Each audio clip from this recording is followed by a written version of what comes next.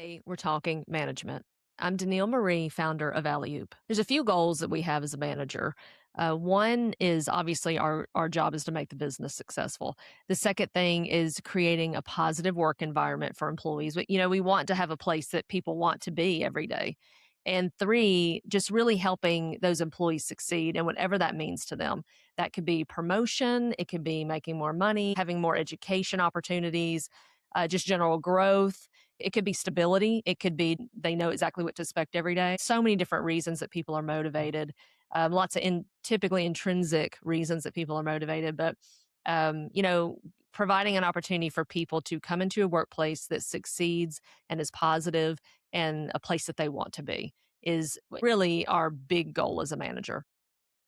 So, how do we do that? The first thing is, and we're going to talk just very big picture about management. Obviously, there's lots of details to all of these spaces, and that's for another time. But we're just going to talk about sort of the big picture of being a manager and what your responsibility is. Our responsibility is in that job. The first thing is know your company's goals. If you haven't taken time to sit down and look at the strategic plan of the company, it's something you definitely need to do. Everything that is designed within a company, every goal, every KPI, everything that's going on revolves around that strategic plan. The CEO is charged with that strategic plan. So, understanding what that is will help you in so many ways. And especially as a manager, you definitely should know what the strategic plan is of your company. The second thing is ask what would be considered a perfect success story for someone that's in your job. Ask your manager and try to understand if the company was to look and say, "Yes, you have done an amazing job."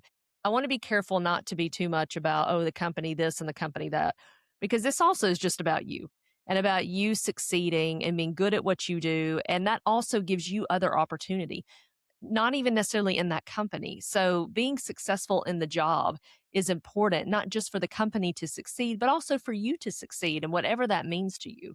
So I want to make that clear. Some of the statements that I make, that it doesn't feel too much like pro company, and you just need to do whatever you need to do for the company, because that's not at all how I feel. And I think we all have responsibilities to be successful, not only for the company, but also for ourselves and give ourselves opportunities. So a lot of what I'm talking about is related to that as well. But do understand, like, what is a perfect success story? How would you be the most successful in your job?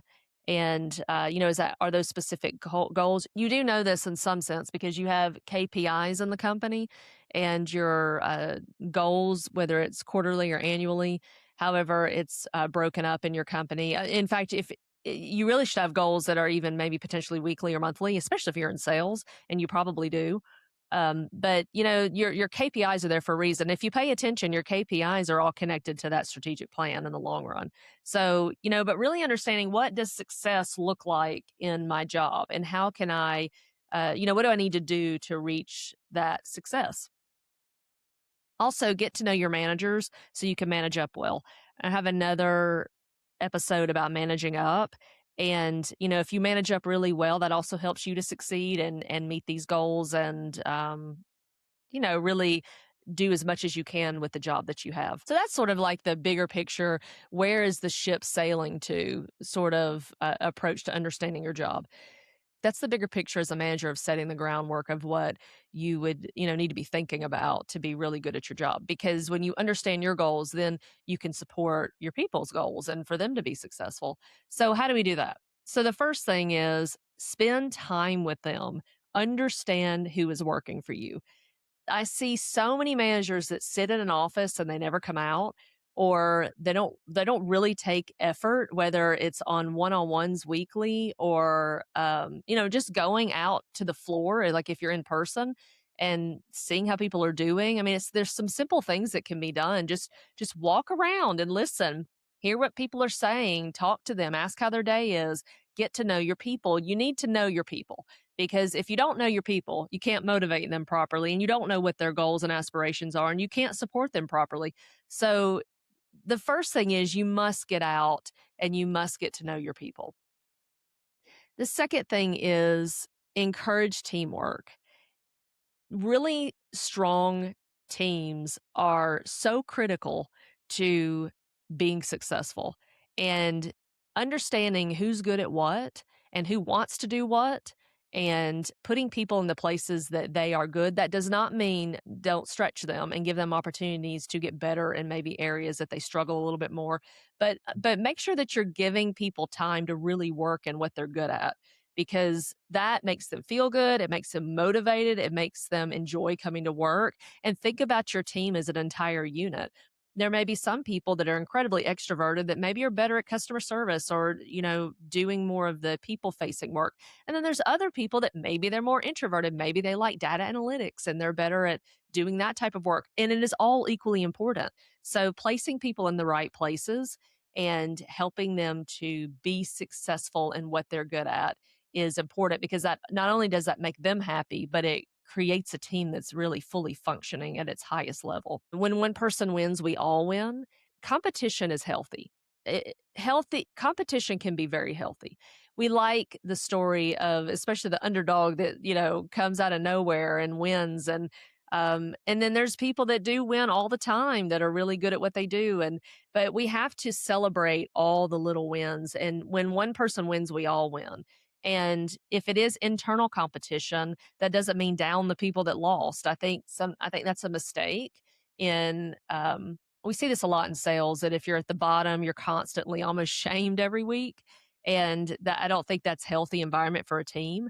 It's more about lifting people up, and if you're at the bottom, understanding why you're at the bottom and helping that person to be better, and maybe even realizing that that's not the job for them. That might be why they're at the bottom. It's not because they don't work hard. It could just be they're in the wrong place.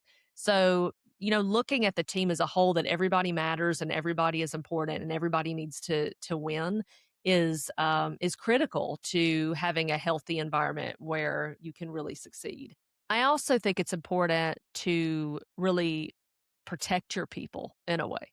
This is your department and your team, and you're their leader and their manager, and you hold the key to whatever it is that's going to happen in that company for them.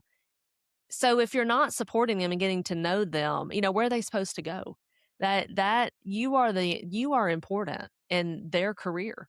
And it's important as a manager to recognize that even when people are being difficult, even when, maybe you're struggling yourself, just don't forget that they're your responsibility.